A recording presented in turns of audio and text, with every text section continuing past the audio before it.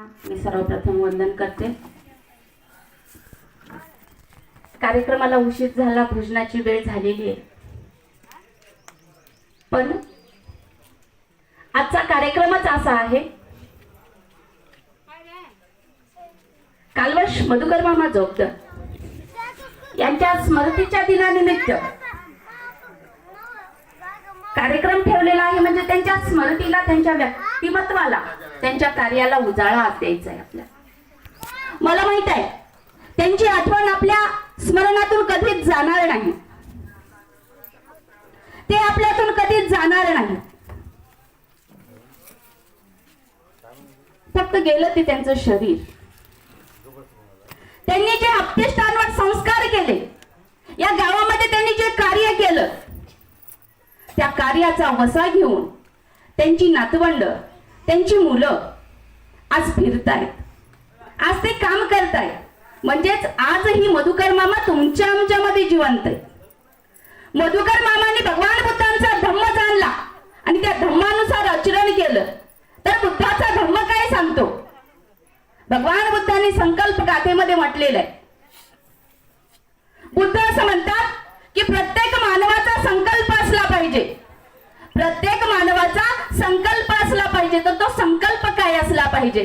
तर अगोदर सत्य जाणलं पाहिजे, सत्य जाणलं पाहिजे. आणि म्हणून संकल्प गाथेमध्ये तथागत असं म्हणतात, अड्डाई माय पटिपतिया जाती जरा मरण महा परिमज्ज सामी. अड्डाई माय पटिपतिया जाती जरा मरण महा परिमज्ज सामी. इमिना पुय्य कामे न मामे बाल समागमो संत समागमो हेतु याव निब्बान पत्तिया. देव वसुत्त काले न सस संपत्ती हेतुच पितो भवतु लोकेच राजा भवतु धम्मी.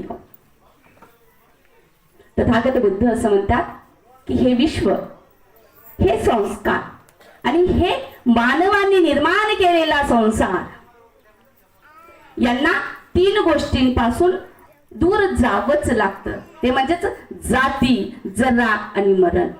मग जाती या शब्दाचा अर्थ काय आहे? तर जाती म्हणजेच जन्म आहे. ज्या ज्या वेळी माणसाचा जन्म होतो त्या त्यावेळी दुःख निर्माण होतं. मग आपण असं म्हणतो की माणूस जन्माला आल्यानंतर तो दुःखीच होतो का? पण नाही. ज्या दिवशी आपल्या घरामध्ये एक मूल जन्माला येतं तेव्हा ते मूल सर्वात अगोदर जर कोणती प्रतिक्रिया देत असेल तर ते सर्वात अगोदर काय करतं? रडतं. बाळ सर्वात अगोदर रडतं. पण ज्या दिवशी ते मूल जन्माला येतं त्याचे सर्व नातवंड हसत असतात, आनंदित असतात. मुलगा झाला तर पेढा वाटतो, मुलगी झाली तर जिलेबी वाटतो. पण बुद्धांनी सांगितलं जन्म म्हणजेच दुःख आहे. कारण ज्या दिवशी तू या पृथ्वी तलावर जन्म घेतो त्या दिवशीपासून त्याला कार्य करावं लागतं. आणि म्हणून ते रडत असतं की मी इतके दिवस 9 महिने आईच्या गर्भात होतो तेव्हा मला कसल्याच प्रकारची हालचाल करावी लागत नव्हती. आपोआप आई जी खात होती ते माझ्या नारीच्या वाटे माझ्या मुखामध्ये जात होतं आणि मला कसल्याच प्रकारचं कार्य करण्याची, कष्ट करण्याची गरज नव्हती. पण मी आज आईपासून विभक्त होतोय, आईच्या गर्भातून बाहेर येतोय. मै रडल्याशिवाय मला आई दूध पाजणार नाही. म्हणून ते बाळ रडत असतं, म्हणून ते बाळ रडत असतं. पण सर्व अपतेष्ट सुखी यासाठी असतात की आता माझ्या पाठीमाग माझं संरक्षण करण्यासाठी, माझी सेवा करण्यासाठी एक मूल जन्माला आलेला आहे, एक मूल जन्माला आलेला आहे. म्हणून जन्म सुद्धा एक दुःख आहे. जर्रा, जर्रा म्हणजे ज्या दिवशी, तेही एक जोगदंड परिवारावर दुःखाचा घात आहे. पण त्या दुःखावर सुद्धा मात करून जोगदंड परिवार जीवन जगतोय. म्हणजेच गेलेल्या माणसांना दूर न घालता त्यांना जवळ आणून त्यांची कार्य पुन्हा पूर्ण करतायत. हीच खऱ्या अर्थाने त्या गेलेल्या माणसांना भावपूर्ण श्रद्धांजली आहे. मामाच्या बाबतीत बोलायचं म्हणजे त्यांचा एक स्वभाव मला नक्कीच अगदी मन भावून जात होता. माझा त्यांचा जास्त संपर्क आला नाही, पण जेव्हा जेव्हा ते भेटायचे तर त्यांच्या वागण्यातलं मला एक गुण मात्र नक्की आवडतो आणि तो गुण मी आजही आत्मसात करते. माझ्या श्वासात श्वास असेपर्यंत ते गुण मी कधीच सोडणार नाही. कारण ते गुण प्रत्येक माणसांमध्ये असले पाहिजेत. मामांचा कोणता गुण होता? तर जी वाईट गोष्ट असते, मग ते चाडी असेल, चुगली असेल किंवा चांगलं असेल, वाईट असेल, जी वाईट गोष्ट आहे, ज्या माणसापासून ती वाईट गोष्ट आलेली असते, त्या माणसाला त्याच्या तोंडावर त्याच्या समोर खरेखोट बोलण्याची सवय मामांना होती. मग त्याला राग येतो याचा ते अनुभव घेत नव्हते किंवा विचार करत नव्हते. पण त्या माणसाला जर आपल्याला वाचवायचं असेल तर तो माणूस वाईट काम करतोय तर त्याच्या तोंडावरच त्याला सांगितलं पाहिजे की बाबा तू हे वाईट काम करतोयस, तू करू नकोस. पण आज आपल्या तसं नसतं. बाबा मी जर त्याला म्हटलं की तू दारू पिऊ नको, त्याला किती राग येईल म्हणून आपण म्हणायचं सोडून देतो. पुन्हा आपण जर म्हटलं की तू त्याची निंदा करतोयस, तू इथून पुढे तसं करू नको, मी जर त्याला असं म्हटलं तर त्याला त्या माणसाला सोडेल आणि मलाच धरेल, या भीतीपुटी सुद्धा आपण तसं करत नाही. तर इथून पुढे तसं करू नका. कारण ज्या दिवशी एखाद्याचा पाऊल जर वाकडा पडला आणि जे पाहणारा आहे त्याने जर त्याला सांगितलं की बाबा तुझं पाऊल वाकडं पडलंय, तर ते पुन्हा दुसरं पाऊल सरळ टाकेल, वाकडं टाकणार नाही. हा मामांचा संदेश आहे आणि तो संदेश घेऊन आज जोगदंड परिवार पुढे जातोय. त्यांच्यामध्ये हे प्रेम, हे एकता, हा सन्मान, त्यांचं हे कुशल कर्म दिवसेंदिवस असंच वाढत जावो. मामा जवळ जवळ येत जाओ आणि मामांचे हे गुण पुन्हा पुन्हा या पृथ्वी तलावर प्रसरित हो. मामांचे हे बीज पुन्हा पुन्हा इथे उगवले जावे, हीच या ठिकाणी मंगल कामना करते. जोगदंड परिवार एकत्र आहे, प्रेमाचं आहे, यात काहीच दुमत नाही. पण ह्यांचं हे प्रेम असंच वाढत जावं आणि मामा गेले या दुःखातून ते पुन्हा वर येवत. कारण शोक केल्याने मामा परत आपल्याला येणार दिसणार नाही. पण मामा आपल्यापासून गेले तर मामाचे जे अपुरे कार्य राहिलेले आहेत ते मात्र आपण पूर्ण करावं, म्हणजेच मामा आपल्या जवळ येतील, हीच कामना या ठिकाणी व्यक्त करते. मामा गेले, त्यांच्या कार्याला, स्मृतीला, व्यक्तिमत्वाला पुन्हा एकदा मी या ठिकाणी पंचांग प्रणाम करते आणि त्यांच्या परिवाराच्या प्रती, इथं उपस्थित सर्व बौद्ध उपासक उपासिकांच्या प्रती मंगल कामना व्यक्त करते आणि याच ठिकाणी थांबते. नमो बुद्धाय, जय कामाचं. याच्याही पुढे जाऊन ज्या दिवशी मामांना आयसीयू मध्ये नेलं त्या दिवशी सुद्धा मामाच्या मनामध्ये विचार येत असावा. ते म्हणत असतील की अरे या श्वासाचा मी इतका गर्व केला, या श्वासावर मी गर्व केला की मी जिवंत आहे आणि मी माझा श्वास चालू आहे म्हणून मी माझ्या आपतेष्टांना काहीतरी बोलू शकतो, म्हणू शकतो. मग मी या श्वासावर इतका गर्व केला, पण वेळ आली, काळ जवळ आली तरीही ते श्वास माझा साथ देत नाही. मग या श्वासाचा काय फायदा? मग हे सर्व माझ्या काहीच फायद्याचं नाही. मग मामांनी शेवटी निर्णय केला की आपण कुठेतरी रिश्वत देऊन आपण आपला जीव वाचवावा. म्हणून ते त्या दिवशी ते स्तब्ध होते, शांत होते आणि आपण केलेल्या कार्यांचा तो आढावा आपल्या मनामध्ये घेत होते.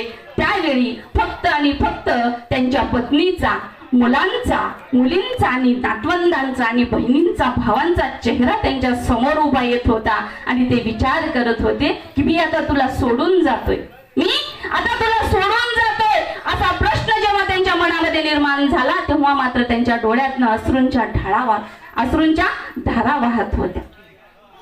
मग ते दुःख आहे, ते दुःख आहे आणि या दुःखापासून आपल्याला दूर जायचंय, म्हणजेच आपल्याला धम्म जाणून घ्यायचा आहे. म्हणून तथागत म्हणतात की दुःखामध्ये वाहून न जाता त्या दुःखावर मात करून त्या दुःखातून बाहेर येऊन त्यांचे जे विचार होते, त्यांचे जे कार्य होते ते अविरतपणे पुढे चालवावं. म्हणजेच त्या माणसाला भावपूर्ण श्रद्धांजली आहे, त्या माणसाला आपल्या जवळ बांधून ठेवण्याची ती ताकद आहे आणि ती ताकद या जोगदंड परिवारामध्ये निश्चितपणे आहे. कारण इथला जोगदंडचा परिवार हा बुद्ध, धम्म आणि संघ याच्या नीतिनियमानुसार, त्यांनी सांगितलेल्या संस्कारानुसार आणि त्यांनी सांगितलेल्या ज्ञानानुसार आचरण करतो. म्हणून ते प्रत्येक दुःखावर मात करू शकतात. मामा गेल्यानंतर त्यांच्या आई गेल्या, दुःखाचा डोंगर पुन्हा कोसळला. पुन्हा काही वर्ष सुरळीत चालू होतं, पुन्हा आई आजारी पडल्या, पुन्हा त्यांच्या परिवारावर दुःख आलं. आताच काल परवा शालूताई यांचे चिरंजीव सुद्धा सोडून गेले. तेही एक जोगदंड परिवारावर दुःखाचा घात आहे. पण त्या दुःखावर सुद्धा मात करून जोगदंड परिवार जीवन जगतोय. म्हणजेच गेलेल्या माणसांना दूर न घालता त्यांना जवळ आणून त्यांची कार्य पुन्हा पूर्ण करतायत. हीच खऱ्या अर्थाने त्या गेलेल्या माणसांना भावपूर्ण श्रद्धांजली आहे. मामाच्या बाबतीत बोलायचं म्हणजे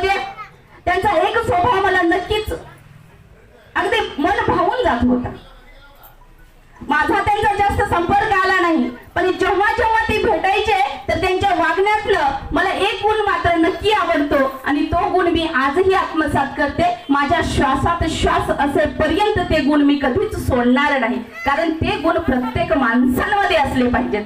मामांचा कोणता गुण होता तर जी वाईट गोष्ट असते, मग ते चाडी असेल चुगली असेल किंवा चांगलं असेल वाईट असेल, जी वाईट गोष्ट आहे ज्या माणसापासून ती वाईट गोष्ट आलेली असते त्या माणसाला त्याच्या तोंडावर त्याच्या समोर खरे खोट बोलण्याची सवय मामांना होती.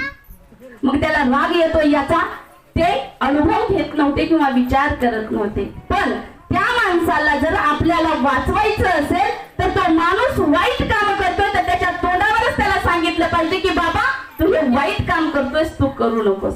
पण आज आपल्यात तसं नसतं. बाबा मी जर त्याला म्हटलं की तू दारू पिऊ नको, त्याला किती राग येईल म्हणून आपण म्हणायचं सोडून देतो. पुन्हा आपण जर म्हटलं की तू त्याची निंदा करतोयस, तू इथून पुढे कसं करू नको, मी जर त्याला असं म्हटलं तर त्याला त्या माणसाला सोडेल आणि मलाच धरेल, या भीतीपुटी सुद्धा आपण तसं करत नाही. तर इथून पुढे तसं करू नका.